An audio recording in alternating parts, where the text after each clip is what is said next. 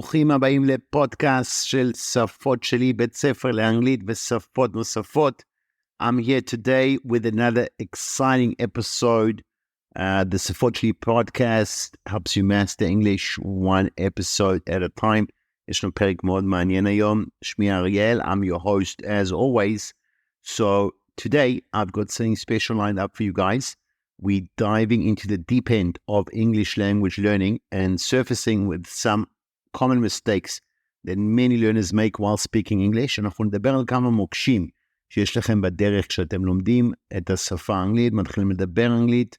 עכשיו במקרה הזה המוקשים האלה הם טובים, זאת אומרת אתם הולכים לדרוך על המוקשים האלה כמה פעמים, ולכן חשוב להבין אותם, לראות אותם, ואנחנו נתמודד איתם אחד אחד. זה לא כמו בחיים אמיתיים, שאם אתם דורכים על מוקש, אתם תאבדו איבר את החיים. כאן רצוי בעצם לדרוך על המוקשים האלה, כי זה הדרך הכי טובה והכי מהירה ללמוד. So let's get this underway. So it might sound a little bit daunting, frightening, but hey, we're here to simplify things for you, and we're going to do it one mistake at a time. And now we all know that English is a complex language with its numerous tenses, prepositions, idioms, and exceptions to nearly every rule. כמעט לכל חוק. It's like a roller coaster ride that keeps on going up and down. And whenever you think you just got it under control, it tends to throw you a couple of surprises. אבל זה כל הכיף, לא? The challenge, האתגר, the thrill of getting it right, the satisfaction of knowing that you're improving each day. I've been there with many, many different tasks, and I can tell you, different skills I've learned, that the journey is definitely worth it, specifically במיוחד בלימוד אנגלית. אני רואה את זה מהתלמידים שלנו כאן בשפות-שלי, בכלליות, כל בן אדם שמצליח להתגבר על אתגר, אנחנו לומדים פה 8 שפות, ובמיוחד מיומנות שנחשבת בדרג קושי גבוה כמו שפה. ברגע שאתם מתקדמים, רואים כלים, עושים שיפור ניכר, זה תמיד, תמיד, תמיד שווה את זה. So the beauty of language learning is in the process, the transformation, and most importantly, the mistakes, הטעויות, השגיאות. Mistakes aren't failures, הם לא שגיאות, הם בעצם זה לא כישלונות. They're stepping stones that help us reach our destination. They are our best teachers, and today we're going to learn from them. In this podcast, we'll unpack some of these common mistakes English learners often make when they start speaking the language. We're going to discuss pronunciation errors, incorrect verb tenses, prepositions misuse, subject-verb agreement issues, and incorrect word order. We'll break these down with examples and tips on how you can avoid them. ניתן כמובן יהיו פה כמה דוגמאות, אני אתן כמה דוגמאות על מה אני מדבר, וכמובן אם אתם לא מבינים או משהו פה לא ברור, אז תיצרו איתנו קשר, נשאיר פרטים בסוף, לגבי המייל שלנו, וואטסאפ, וגם כמובן תמיד אם תרצו עוד מידע לגבי שיפור אנגלית או שיפור כל דבר, תיצרו איתנו קשר. So let's dive in. בוא נצלול פנימה. Let's get started with the first and one of the most crucial aspects of any language, that is pronunciation. Pronunciation זה הגייה. Now pronunciation might seem simple on the surface, יכול להיות שזה נשמע לכם די פשוט, but it's one of the areas where many English learners tend to make the most mistakes. Now I want to emphasize that everyone has an accent. לכולם יש מבטא. That's perfectly okay. Accents are a part of who we are. They reflect the cultural background, our history, and our identity. What we aim for in the language learning isn't really to erase our accent necessarily, but to ensure we're understood by others. And our school, בשפות-שלי, אנחנו יודעים גם לשפר ולעבוד על המבטא, אבל קודם כל, ההגייה זה הכי חשוב, זה השלב הראשון, כי היום בעולם מקובל לדבר אנגלית עם מבטא, אבל לא אנגלית יוממית עם שגיאות. So let's get to it. The English language is particularly tricky in this regard, with its silent letters, vowels that sound alike, and emphasis on stress patterns and intonation. It can be a minefield, ממש שדה מוקשים, for English learners. But don't worry, we're going to navigate this just now. Firstly, let's talk about individual sounds or phonemes. There are some sounds in English that might not exist or don't really exist in Hebrew or in your native language. This can be particularly challenging. Take the TH sound, the sound, for example. It's commonly mispronounced by English learners because you don't have the sound, and it's the sound בעברית. Our learners either replace it with a D or a T sound or a Z or an S sound saying that instead of that, or zinc instead of think. One trick to pronounce TH is to put your tongue between your teeth and try to exhale. שימו את הלשון שלכם בין השיניים. צאו לתת נשימה החוצה, exhale, and pronounce the word the. Put your tongue on your top end of your teeth. Next up, we have the notorious English R sound. In many languages, the R is rolled. זה במיוחד לדוברי ספרדית, שיש להם את הרייש. בעברית יש לנו את הרייש יותר מהגרון. באנגלית, it's like Richard. I would say it more as a guttural sound. It's more of a muted, let's say, guttural sound. So try to practice this by thinking of the R as being tucked at the back of your mouth. תחשבו שהרייש פה, ה-R, מגיע ממש מהגרון מאחורה. Moving on from phonemes, we get to the very crucial aspect of English pronunciation, stress patterns and intonation. In English, the meaning of a sentence can drastically change. אנחנו ממש יכולים לשנות את המשמעות של המשפט. לפי איפה אנחנו שמים את הדגש, על איזה מילה אנחנו שמים את הדגש בתוך המשפט. For instance, consider the sentence, I didn't say you stole my red hat. This sentence has 7 different meanings depending on which word you stress. אז תלוי לאיזה מילה אני שם עליה דגש במשפט הזה. I didn't say you stole my red hat. אני לא אמרתי שגנבת את הכובע האדום שלי. תלוי איפה אני שם את הדגש על איזה מילה. יהיה לזה 7 משמעויות שונות. בוא נראה אותם. The sentence, I didn't say you stole my red hat does indeed have many different interpretations.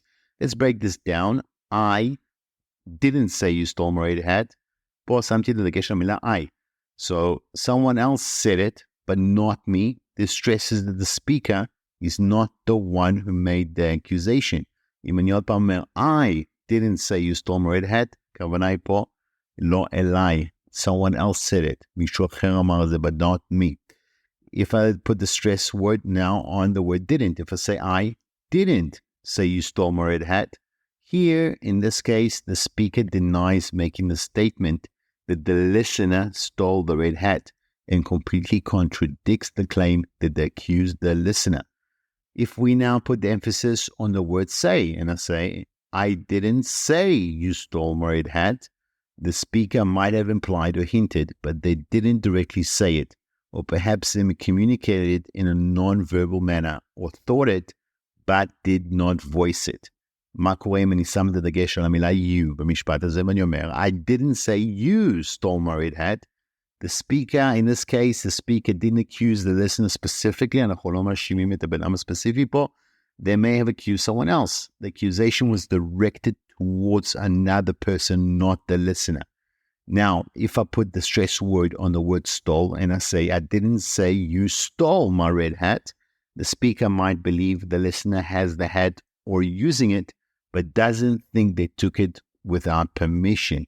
The stress is on the act of the theft, which the speaker is denying. פה אני לא אומר פה מקרה של גנבה.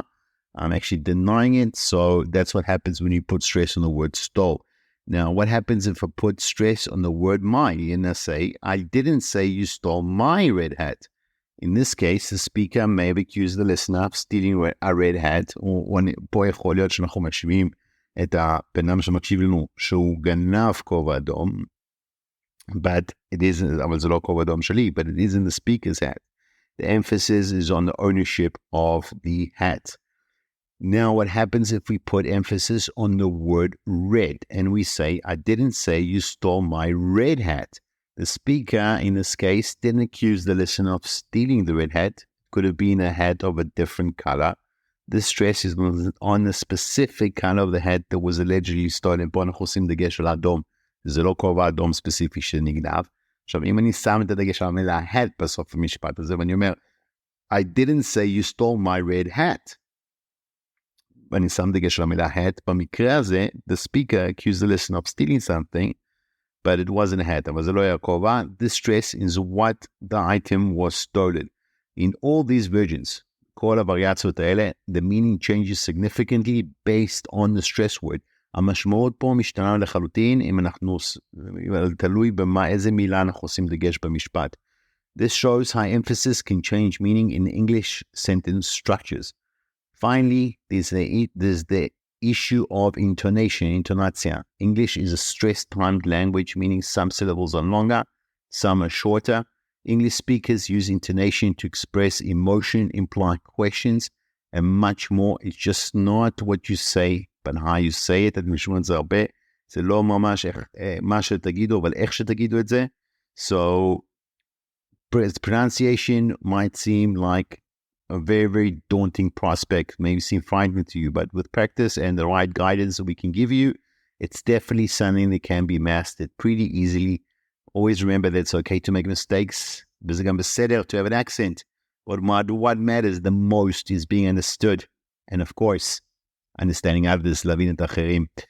So now let's venture into the labyrinth of English verb tenses. בוא ניכנס קצת לזמנים, פעלים באנגלית, English verb tenses. They might seem like a maze with its past, present, and future tenses, not to mention the perfect continuous and the perfect continuous variations. But once you understand the basics, you'll find it's not as complicated as it first appears. יש לנו דרך בשפות שלי להעביר את זה בצורה שהיא ממש הרבה יותר קלה ואינטואיטיבית למוח מהשיטה האקדמית הקלאסית, וגם באופן שמיועד לעניין דיבור פרקטי טבעי בפועל. So, מה שאנחנו נקלעים בו פה, like many listeners tend to stick with the simple present and past tenses because, well, you know, they're simple, הם פשוטים. בדרך כלל, אנשים מדברים בזמן הווה פשוט, או בזמן עבר פשוט, כי זה הרבה יותר קל, ואם אתם לא שולטים בזמנים טוב, אז עדיף לדבר שיבינו אתכם קודם כל. זה מה שהרבה ישראלים עושים, הם נופלים בזה תמיד, מדברים בזמן הווה בדרך כלל. However, English has a range of tenses, each serving a different purpose and helping to express nuances of time and condition. Overuse of the simple present and past tenses can obviously lead to confusion and a lack of clarity. For example, if you say, I lived in New York for 10 years, אם אתם אומרים, אני גרתי בניו יורק ל10 שנים, it implies you didn't live there anymore. You don't live there anymore. But if you say, I have lived in New York for 10 years, אני גרתי בניו יורק ל10 שנים, means you still live there. It's a small difference, but it changes the meaning completely. I have lived in New York for 10 years. זה אומר שיכול להיות שאתם עדיין גרים בניו יורק, וזה משנה את המשמעות לחלוטין של המשפט. Another common mistake is using the wrong tense to talk about future events. While you might think it's logical to use the future tense to talk about the future, in English, we often use the present continuous or even the simple present to talk about planned or scheduled future events. זה כבר דיבור יותר פרקטי שאנחנו נלמד אתכם כאן, באמת איך דוברי אנגלית נייטיב מדברים, שתבינו את הנואנסים שבעצם הדיבור היומיומי, איך שאנשים מתקשרים לפעמים זה קצת שובר את החוקים הקלאסיים של הדקדוק. So instead of saying I will visit my mother tomorrow, לדוגמה, אני אבקר את אמא שלי מחר, you would normally say, I'm visiting my mother tomorrow. You would not say, I will visit my mother tomorrow. You could just say, I'm visiting my mother tomorrow to keep it short and simple. בדיבור יש לנו פרוספקט, תמיד תזכירו את זה. קוראים לזה kiss. kiss זה עומד למילים של kiss, זה נשיקה באנגלית, אבל זה גם קיצור keep it short and simple. לשמור את זה תמיד ישר קצר ולעניין, במיוחד בדיבור. This is super critical. So lastly, the perfect tenses often pose challenges for learners. They used to talk about actions that are completed in relation to other events, and they often involve the auxiliary verb have or has. תן לכם קצת טיפ קטן להתמודד עם זה. Remember, if it's I have done for things you've completed, and I had done for things completed before another event in the past. אז אם אני אומר, I have done, זה דברים שאני כבר סיימתי אותם. ואני אשתמש במילה had, I had done, לדברים שכבר סיימתי אותם לפני משהו אחר, לאירוע אחר בעבר. That's the easy way to remember the difference between I have and I had when speaking. In the end, mastering English tenses is about understanding the usage ולהשתמש בהם, כמובן לתרגל אותם בקונטקסט. The more you use them in everyday life, or the more you use them in general, the more intuitive they will become. Now, let's move on and dive straight into prepositions. זה עוד מוקש אחד ענק. These tiny words at, in, on, for, with, and so on play a mighty role in English, indicating direction, location, time, and other relationships. Yet, עדיין, in the usage, often confounds English learners, עדיין מבלבל לומדי אנגלית לחלוטין, because the rules can seem arbitrary and are not always consistent. אנחנו לא תמיד מתמידים עם אותו חוק לכל דבר פה, ולכן כן דורש פה קצת הבנה יותר אינטואיטיבית וטבעית. One typical error is mixing up in, on, and at when indicating time and place. For example, we say in the morning, but אנחנו נגיד at night. אז בבוקר אנחנו אומרים in the morning, אבל אם אני רוצה להגיד למשהו שמדבר על לילה, אנחנו נגיד at night. אנחנו נגיד we're in a city, but אם אנחנו רוצים להגיד שאנחנו במקום מסוים, אנחנו נשתמש במילה at, but we'll say at a specific locations.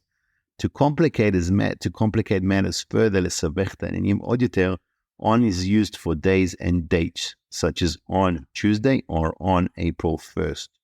Then there are those pesky prepositions that follow certain words. These are called dependent prepositions, and they can be tricky because they're not always a logical reason why a particular preposition is used. And for example, why do we say interested in something but bored with it? Why do we listen to the radio but we just watch TV?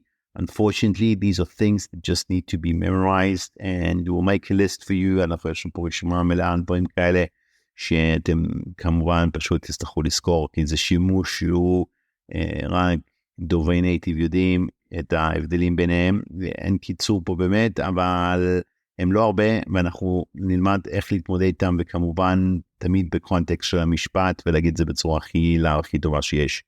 But definitely don't despair. I'm going to give you a few tips to get a better handle on prepositions.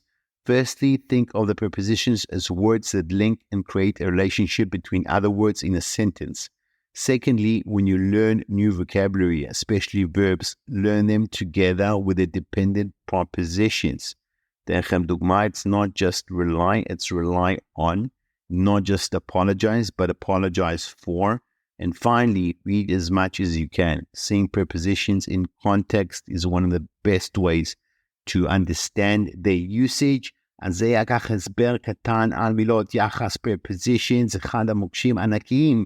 בדרך כלל שאנחנו פוגשים דוברי אנגלית גם ברמה מאוד מאוד גבוהה, ישראלים הם כמעט, גם ברמה מאוד מתקדמת, אני בטוח שרוב המאזינים שלנו נופלים בהם, מילות יחס, מילות חיבור, יש דרכים מאוד מאוד מהירים להתמודד איתם, ויש כמובן גם יוצאי דופן לחלוטין שרק דובר אנגלית נייטיב בא להם טבעי, אבל אנחנו נלמד אתכם שזה יעבור לכם טבעי וכבר יהיה תמוה בכם שהם משתמשים ביוצאי דופן. So now let's shift gears and talk about another common area where English learners often make mistakes. English follows a fairly strict word order in sentences. פה אנחנו נדבר כרגע על בעצם הסדר של הרכבת המילים במשפט. We typically use the subject, verb, object, or SVO pattern. For instance, I love pizza and you have pizza. Here I is the subject, love is the verb, and pizza is the object. Most sentences in English follow this structure, but of course, כמו תמיד, there are exceptions, יש יוצאי דופן, and sometimes other elements come into play. Adverbs, for example, can often be placed in various positions in a sentence, and זה כבר יבלבל אתכם ישר, כלומר אנגלית, this can basically be very confusing. For instance, לדוגמה, you might hear, I always get up early.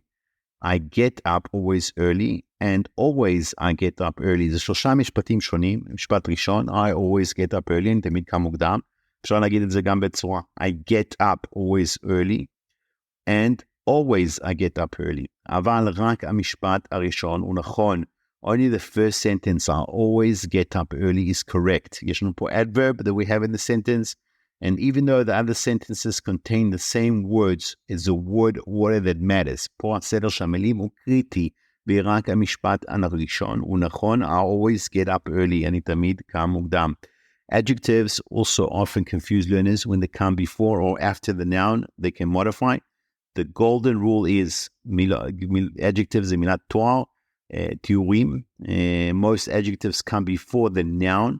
לפני השם עצם, לדוגמה, I have a red car, not I have a car red. However, there are certain adjectives which come after the noun.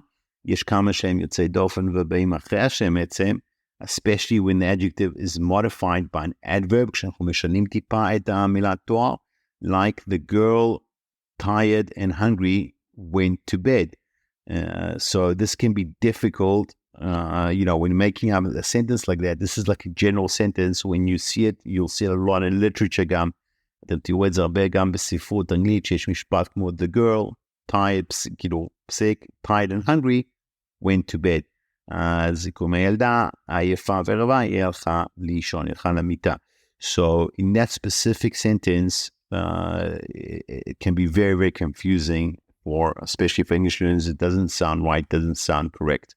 Another common mistake when using questions in English, we usually invert the subject and the auxiliary verb in questions. So instead of saying you can speak English, you should ask, can you speak English? אנחנו שמים את ה-can בהתחלה, ואנחנו לא אומרים you can speak English, כסימן שלה, אנחנו נגיד can you speak English. Mastering word order, לסדר את סדר המילים with practice and immersion in the language. You can definitely master it, reading English text, listening to English podcasts like this, and of course, speaking English as much as possible will get you a feel for the natural word order בשפה.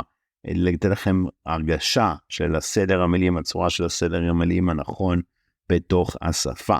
אוקיי, אז עברנו פה לא מעט דברים, הרבה דברים גם טכניים, עם משהו לא ברור, אני די סיכמתי לכם כל מיני מוקשים, יש עוד מלא מוקשים, אבל המפיקים כאן כבר מסמנים לי שהגענו כמעט לסוף הפודקאסט, כי תמיד כיף להיות כאן איתכם, ואנחנו נעשה עוד פרקים על זה יותר לעומק, אבל כמובן יש לכם שאלות, תוצאו איתנו קשר, אני אשמח גם להעביר לכם על כל מיני דברים שאתם נקרא לזה מתקשים איתו, או לא הבנתם גם בפודקאסט, אז אנחנו כאן.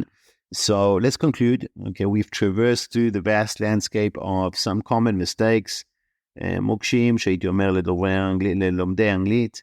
We explored the winding trails of pronunciation, the dense forests of verb tenses, the deep seas of prepositions, and the tricky terrain of subject-verb agreement.